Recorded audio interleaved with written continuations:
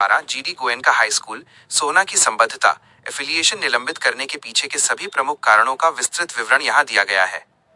1. परिसर का साझा उपयोग, शेयर्ड कैंपस। ये सबसे गंभीर उल्लंघन माना गया है। सीबीएसई के नियमों के अनुसार एक स्कूल का अपना स्वतंत्र और सुरक्षित परिसर होना चाहिए। मिश्रित संस्थान, एक ही इमारत में GD Goenka university, GD Goenka world school IB और सीबीएसई स्कूल साथ साथ चल रहे थे। सुरक्षा जोखिम, छोटे स्कूली बच्चों और विश्वविद्यालय के बड़े छात्रों के लिए एक ही रिसेप्शन और सामान्य रास्तों का उपयोग किया जा रहा था। बोर्ड का मानना है कि इससे छोटे बच्चों के लिए सुरक्षा और शोषण का खतरा बढ़ जाता है। 2. बुनियादी ढांचे में कमियां, इंफ्रास्ट्रक्चर लैप्सेस। निरीक्षण के दौरान स्कूल के भौतिक ढांचे में कई विसंगतियां पाई गईं। चारदीवारी का अभाव, सुरक्षा के लिए पूरे परिसर में 6 फुट ऊंची कंक्रीट की दीवार नहीं थी। छोटी कक्षाएं और लाइब्रेरी, कमरों और लाइब्रेरी का आकार सीबीएसई द्वारा निर्धारित मानक साइज से काफी छोटा पाया गया।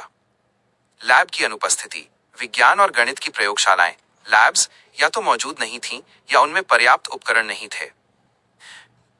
3. प्रशासनिक और नियम संबंधी उल्लंघन, एडमिनिस्ट्रेटिव वायोलेशंस। स्कूल के प्रबंधन और रिकॉर्ड में कई अनियमितताएं मिली। बिना टीसी दाखिला, स्कूल ने छात्रों को उनके पिछले स्कूल से ट्रांसफर सर्टिफिकेट लिए बिना ही प्रवेश दिया था, जो नियमों के खिलाफ है। स्टाफ आउटसोर्सिंग, स्कूल ने अपने सहायक कर्मचारियों, सपोर्ट स्टाफ को बाहरी एजेंसियों से काम पर रखा था। सीबीएसई के अनुसार जवाबदेही तय करने के लिए स्टाफ सीधे स्कूल के पेरोल पर होना चाहिए।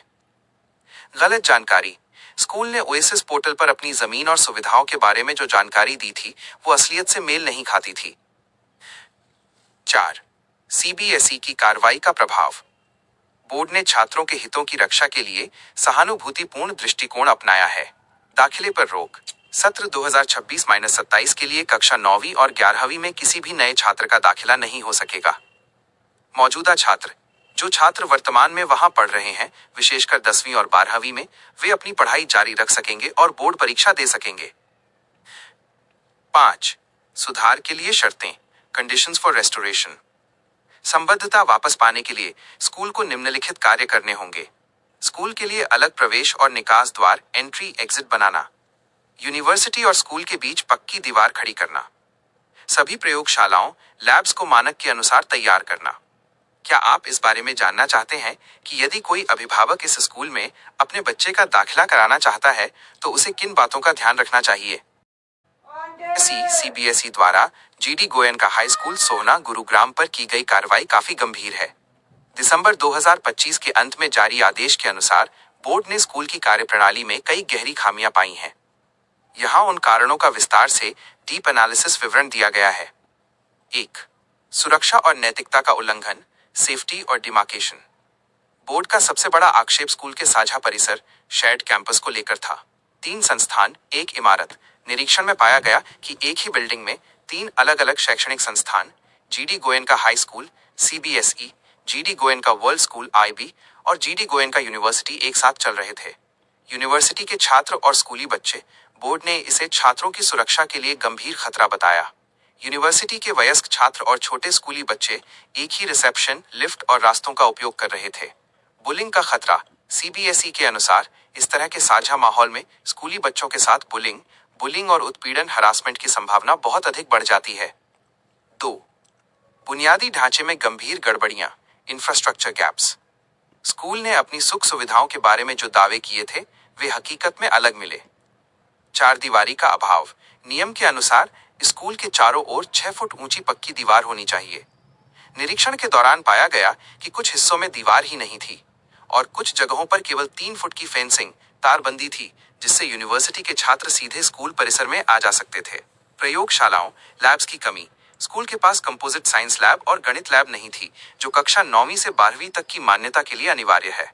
कमरों का आकार, क्लासरूम और लाइब्रेरी का साइज सीबीएसई के बायलॉग के मानकों से छोटा पाया गया।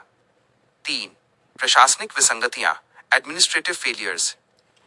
वेतन और पीएफ में अंतर, रिकॉर्ड चेक करने पर पता चला कि स्कूल ने 42 स्टाफ सदस्य बताए थे, जबकि वेतन 49 शिक्षकों को दिया जा रहा था और पीएफ ईपीएफ 51 कर्मचारियों का कट रहा था। इस विसंगति ने बोर्ड का ध्यान खींचा। आउटसोर्सिंग स्टाफ, स्कूल ने अपने सपोर्ट स्टाफ जैसे सुरक्षा गार्ड और सफाई कर्मी को बाहरी एजेंसियों से लिया था, जबकि नियम क्लॉज 5.3 कहता है कि स्टाफ सीधे स्कूल के नियंत्रण में होना चाहिए। बिना टीसी दाखिला, स्कूल ने बच्चों को उनके पिछले स्कूल के ट्रांसफर सर्टिफिकेट टीसी के बिना ही एडमिशन दिया, जो कि सरकारी नियमों का उल्लंघन है। कार्रवाई का स्वरूप और प्रभाव, एक्शन और इम्पैक्ट। बोर्ड ने स्कूल को पूरी तरह बंद करने के बजाय एक सहानुभूतिपूर्ण रुख अपनाया है ताकि छात्रों का साल बर्बाद न हो। सत्र 2026-27 के लिए निलंबन। अगले शैक्षणिक वर्ष में स्कूल कक्षा 9वीं और 11वीं में नए दाखिले नहीं ले पाएगा। सुधार की समय सीमा। स्कूल को आदेश दिया गया है कि वो यूनिवर्सिटी से अपना रास्ता और बिल्डिंग पूरी तरह अलग करे, पक्की दीवार बनाए और अलग प्रवेश निकास द्वार तैयार करे। महत्वपूर्ण नोट, यदि सुधार नहीं किए गए तो बोर्ड इस अस्थायी निलंबन को स्थायी मान्यता रद्दीकरण डी अफिलिएशन में बदल सकता है। क्या आप यह जानना चाहेंगे कि वर्तमान में इस स्कूल में पढ़ रहे कक्षा 10वीं और 12वीं के छात्रों की बोर्ड परीक्षाओं पर इसका क्या असर पड़ेगा? जी हाँ, जीडी गोयनका हाई स्कूल, सोहना गुरुग्राम की संबद्धता, अफिलिएशन निलंबन का मौजूदा छात्रों पर क्या असर होगा, इसकी पूरी जानकारी नीचे दी गई है। सीबीएसई छात्रों के भविष्य को प्राथमिकता देते हुए एक सहानुभूतिपूर्ण निर्णय लिया है ताकि जो बच्चे पहले से वहां पढ़ रहे हैं उनका शैक्षणिक वर्ष खराब न हो। 1. कक्षा 10वीं और 12वीं के छात्रों पर प्रभाव। परीक्षा में बैठने की अनुमति। जो छात्र वर्तमान में कक्षा 10वीं और 12वीं में हैं, वे नियमित रूप से अपनी बोर्ड परीक्षा दे सकेंगे। बोर्ड ने स्पष्ट किया है कि निलंबन का असर इन छात्रों के परीक्षा, एडमिट कार्ड या रिजल्ट पर नहीं पड़ेगा। सर्टिफिकेट की वैधता। इन छात्रों को मिलने वाली मार्कशीट और सर्टिफिकेट पूरी तरह से वैलिड होंगे क्योंकि उनका पंजीकरण, रजिस्ट्रेशन निलंबन प्रभावी होने से पहले हो चुका है। 2. कक्षा 9वीं और 11वीं के छात्रों के लिए नियम। मौजूदा छात्र, जो छात्र अभी सत्र 2025-26 इन कक्षाओं में पढ़ रहे हैं, वे अगले साल 10वीं और 12वीं में प्रमोट होंगे और अपनी पढ़ाई जारी रख सकेंगे। नए दाखिले पर रोक। सत्र 2026-27 के लिए स्कूल कक्षा 9वीं और 11वीं में कोई भी नया एडमिशन नहीं ले सकेगा, यानी नए छात्र उस दौरान स्कूल से नहीं जुड़ पाएंगे। 3. स्कूल के लिए अनिवार्य शर्तें। छात्रों की सुरक्षा के लिए। हालांकि छात्रों को पढ़ाई जारी रखने की अनुमति दी गई है, लेकिन सीबीएसई ने स्कूल प्रबंधन को सख्त आदेश दिए हैं कि परीक्षा तक निम्नलिखित सुरक्षा मानक पूरे होने चाहिए।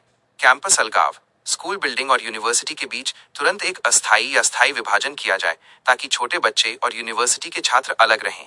विशेष सुरक्षा।